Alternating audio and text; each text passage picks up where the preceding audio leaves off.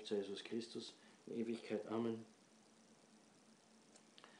Au nom du Père et du Fils et du Saint-Esprit, ainsi soit-il, bien chers fidèles, dans cette fête de Saint Jean évangéliste, ici en Italie, la fête n'est plus chômée, donc tout le monde travaille, grâce à la démocratie chrétienne d'Andréotti, qui, outre cela, avait aussi aboli beaucoup d'autres fêtes, oui, chrétiennes, ce n'est pas les socialistes, c'est les soi-disant chrétiens démocrates qui l'ont fait, oui, en tout cas, c'est une fête quand même, et nous l'avons fêtée, et nous sommes heureux et fiers de l'avoir fêtée, parce qu'une fête tellement importante qui nous met devant les yeux la vie de l'éternité, la vie de la vision béatifique, la vie de la joie éternelle, la vie qui ne connaîtra plus aucun mal, la vie qui ne connaîtra plus aucun combat, la vie qui ne connaîtra plus aucune fatigue, mais ce sera le repos justement éternel. Cette vie qui est justement représentée par l'apôtre Saint Jean, à la différence de Saint Pierre. Saint Pierre est le symbole de la vie, de la foi que nous menons ici sur terre, dans la fatigue, dans le combat contre nous-mêmes, contre l'orgueil, contre les inclinations au vice, contre les vices eux-mêmes, contre l'injustice, contre toutes sortes de mal dans cette vie. Saint Jean, par contre, est le symbole de la vie bienheureuse, mais tandis que la vie de fatigue, de combat, de lutte cessera dans l'éternité, la vie de la contemplation et de la joie, de la vérité et dans la vérité, en Jésus-Christ, la sagesse éternelle, cette vie commence déjà ici sur terre. Était un devoir, non pas un quelconque devoir, et le premier devoir, parce que nous avons comme devoir de aimer Dieu de tout notre cœur, de toutes nos forces. C'est beaucoup. L'homme qui cherche Dieu, l'homme qui cherche sa sagesse, sa justice, est un homme qui fatigue beaucoup. Parce qu'ayant reconnu Dieu, créateur du ciel et de la terre, ayant reconnu d'être sauvé par Jésus-Christ qui s'est incarné et qui est mort pour lui, un tel personnage a compris qu'il doit ordonner, organiser toute sa vie en fonction de Dieu, en fonction de sa félicité éternelle, dans la vie éternelle, au ciel, après que Jésus-Christ est venu le prendre, comme Jésus-Christ dit de Saint Jean, « Je veux qu'il reste ainsi jusqu'à ce que je vienne à le prendre ». Et ça veut dire jusqu'à ce qu'il meure. Oui, Jésus-Christ vient nous prendre lorsque nous mourrons. Grande consolation.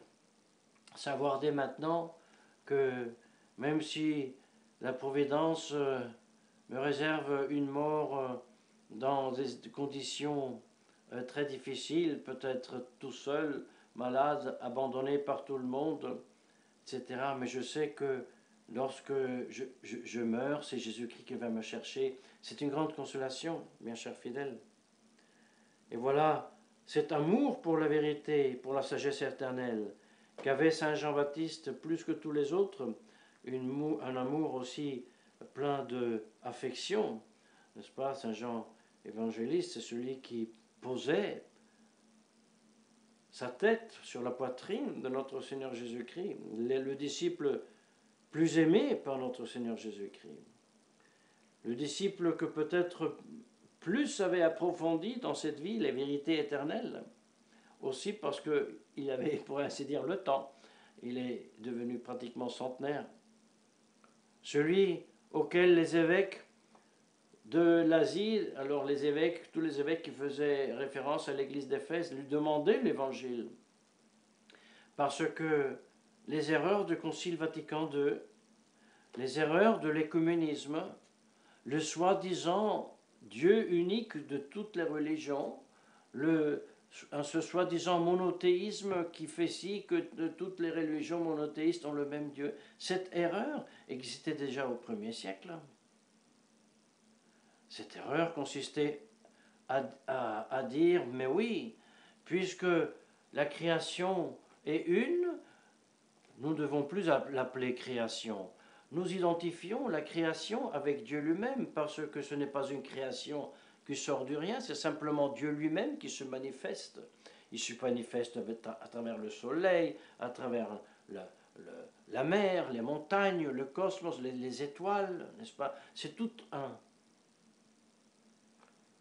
Dieu et le monde, c'est toute une chose.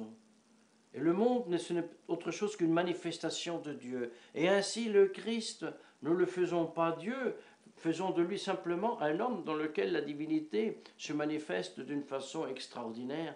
Il est une émanation de la divinité. Mais la personne du Christ, disait Sérinthe et ses premiers hérétiques, non, c'est pas Dieu. À la limite, Dieu n'est pas une personne. À la limite, puisque tout est Dieu, évitons de parler d'une personne de Dieu. Ou alors nous disons que la personne de Dieu, c'est l'arbre, c'est la lune, c'est les étoiles, c'est le soleil. Panthéisme. C'est le panthéisme de la nouvelle religion. C'est le panthéisme du Dieu des nouvelles consacrations épiscopales.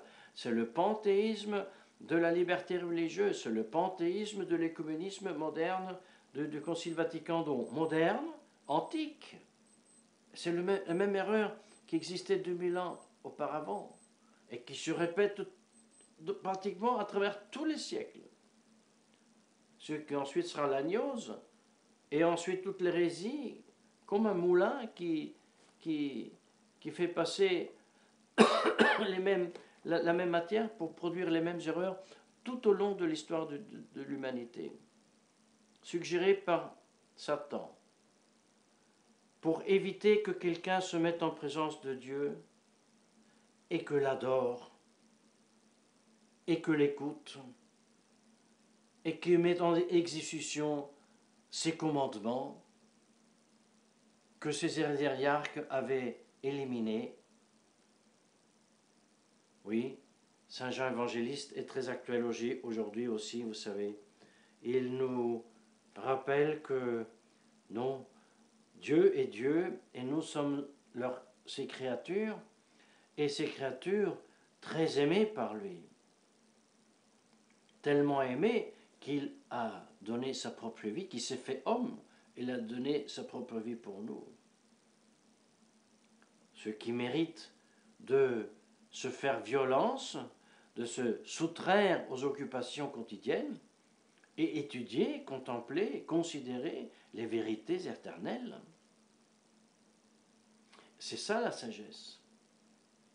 Et lorsque nous nous appliquons à étudier bien le catéchisme, la meilleure façon de l'étudier, vous savez, c'est l'enseigner aux propres fils, aux autres, l'enseigner, chercher comme faisait Saint Pédis durant toute une vie, comment puisse mieux possible exprimer ces grandes vérités en collant bien de la façon dont on parlait les pères de l'Église, le magistère de l'Église, etc.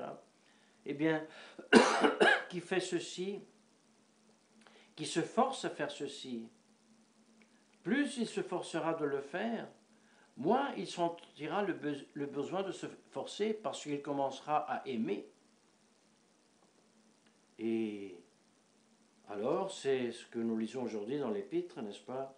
Qui aime la sagesse éternelle, qui aime Jésus-Christ, son royaume, ses lois, son évangile.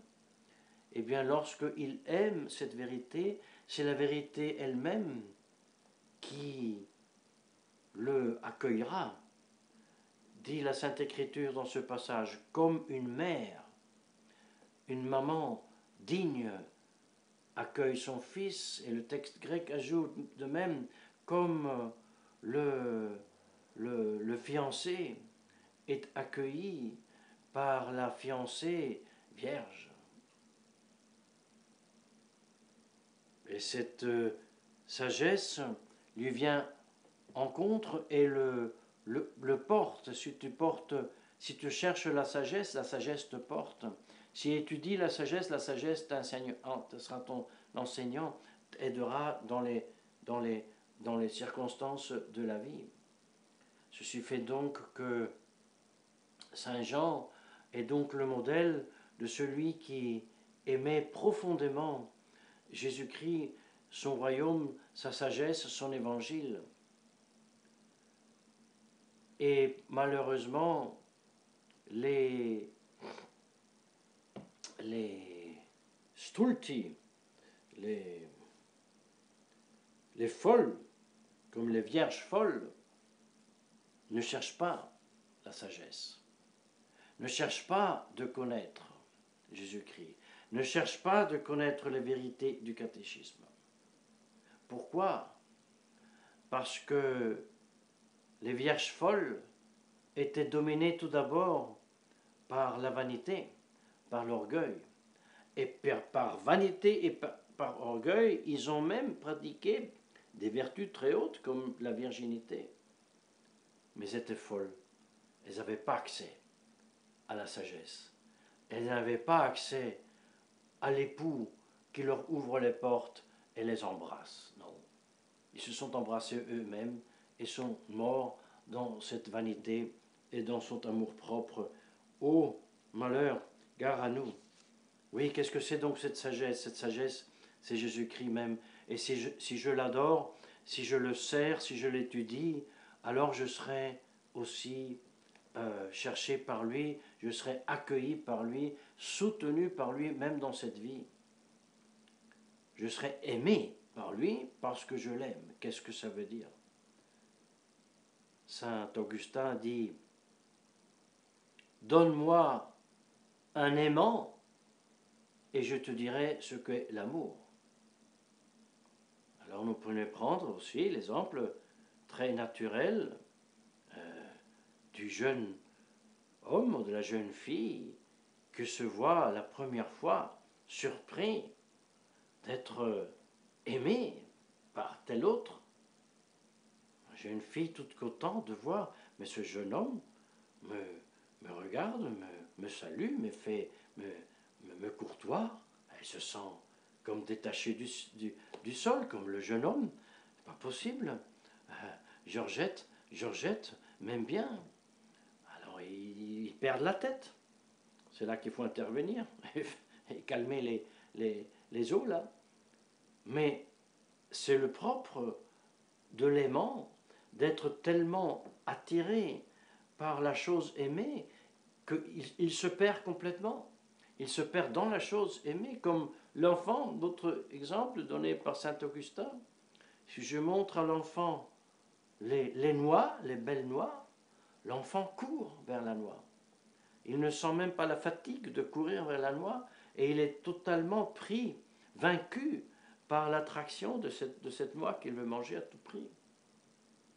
Alors vous me direz, oui, ça sera comme ça, mais quand j'ai le catéchisme devant moi, les vérités de foi, ça, je tombe absolument pas amoureux de ces choses, je ne me sens absolument pas décollé du sol et je ne perds absolument pas la tête pour ces vérités comme on enseigne au catéchisme. Au contraire, je regarde ma montre quand c'est fini l'heure pour pouvoir sortir et faire mes autres choses. C'est normal, mais il faut savoir que l'amour surnaturel parcourt un processus totalement contraire au processus de l'amour naturel. L'amour naturel commence spontanément. Je suis surpris. L'amour surnaturel commence par un refus. C'est pour ça il faut que je me fasse violence pour approcher des vérités naturelles, surnaturelles, pour vaincre ma répulsion à étudier le catéchisme, à prier et méditer le rosaire, à faire des exercices de Saint Ignace. Je dois lutter, je dois me vaincre, je dois me faire violence. Mais une fois que la violence, je l'ai faite, une fois que j'ai forcé mon esprit de se appliquer à telle ou telle autre vérité, La grâce me fera goûter, me fera comprendre une de ces vérités. Et alors, le plaisir surnaturel, porté par la foi, de la connaissance de ces vérités, causera en moi un amour, une joie, une félicité qui est beaucoup plus au-dessus même des joies et des amours les plus légitimes, les plus nobles que me peut donner la nature. Mais il faut que je me fasse violence. Et ceci est le sens que veut nous donner l'Église en nous faisant fêter la fête de Saint Jean, de avoir le courage de étudier avec patience, avec constance, avec longanimité les vérités de notre foi, de comprendre que cette vie ici-bas est une vie de lutte, de combat, de fatigue et de violence faite à soi-même pour joindre à une vie dans laquelle il n'y aura plus de mal, il n'y aura plus de fatigue, il n'y aura plus de combat, il n'y aura plus de lutte, et il n'y aura plus de tentation, d'orgueil et quelconque tentation, mais seulement la jouissance du bonheur éternel, le plus grand que nous puissions imaginer. Par intercession de la très sainte Vierge Marie, sur la grâce que je vous souhaite en ce Noël, au nom du Père, du Fils et du Saint-Esprit, ainsi soit-il.